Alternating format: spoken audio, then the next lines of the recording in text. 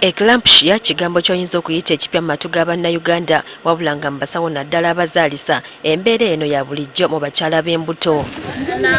Embeera eno etera okusumbuwa abakyala b'embuto okuva ku myezi 5. Kati okugezaako okuzibula abakyala amaaso ku mbeera eno twogeddeko n'abasawo ne batunnyonnyola embeera eno ky'etegeeza. The disease starts with pre-eclampsia, then progresses to eclampsia. So pre-eclampsia is a pregnancy, a human pregnancy specific condition that occurs after 20 weeks of gestation. Eclampsia, it's a Greek word. Ekitegeeza sudden onset oba violent development.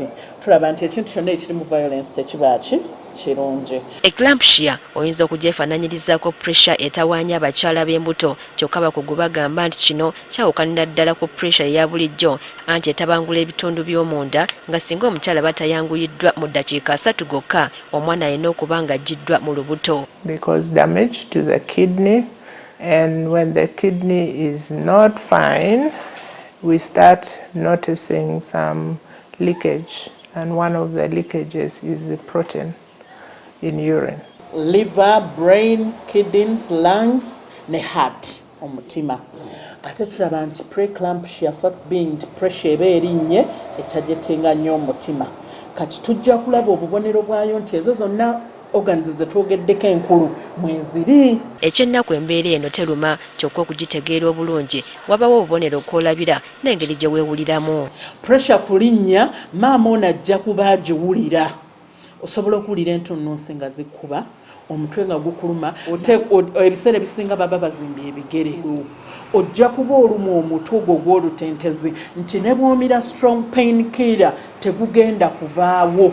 Maama ono ajja kuba alina ekifu ku maaso, ajja kuba alaba ali photophobic nti bw'omuteeka wali ekitangaala azibirira. Wano nno we twagalidde okwebuuza obulwadde buno buva ku ki? Living at high altitude, being fat, a high BMI, and if you had previous hypertension or a family history, you may not have had it yourself, you had a family history of hypertension or diabetes, you're at risk. Nga tumaze okutegeera obubonero obusookerwako, eclampsia ye stage esembayo omukyala okufa singa batayambiddwa era nga akabonero akasembayo kaba kakwesika. Kasita omukyala ono atandika okwesika, jjukira yeesika n'omwana. Mu kwesika kuno ekitanyi kyenyeenya, koodi y'omwana yenyeenya emisuwa gy'omwana, ekivaamu omwana oli ashatinga down. Afuna kye tuyita heart block, omwana n'afa. We are going to deliver this mother within 12 hours with eclampsia, irrespective of gestation age. So preeclampsia is life-threatening. Eclampsia is almost a death sentence. Olw'okuba nga obulwadde buno bwefaananyirizaako pressure eruma abakyala b'embuto, twagadde okumanya enjawulo wakati w'obulwadde bwombi. So kati enjawulo ya pressure ne preeclampsia nti pressure eno esobola okukwata nga akabuto ka 1 week. Olubuto lwa 6 weeks, that is 1 month and a half. Naye preeclampsia eba ne pressure ng'erinnye naye ng'olubuto lwezezza emyezi gitya her second trimester. Era it's a sudden increase in blood pressure. Ate erina okujja nga n'ebigere bino bizimbye oba tebizimbye. Naye ono omukyala alina pressure nga talina eclampsia, bino kuzimba bigere, proteins mu urine, omutwe ogw'olutentezi biyinza obutabaawo. It's a multi-organ issue.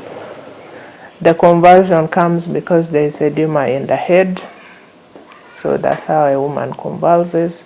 Newankubadde ensibuko y'obulwadde buno temanyikiddwa bulungi, abasawo bagamba nti busobola okwewalika ng'ekisinga obukulu kwe kwekebeza nga tonnafuna lubuto ate n'okukyalira eddwaliro buli lw'owuliddemu enkenyera mu bulamu bwo. Naye nga prevention measure esinga nga bwe tugambye nti preeclampsia occurs during pregnancy is to attend antenatal care early.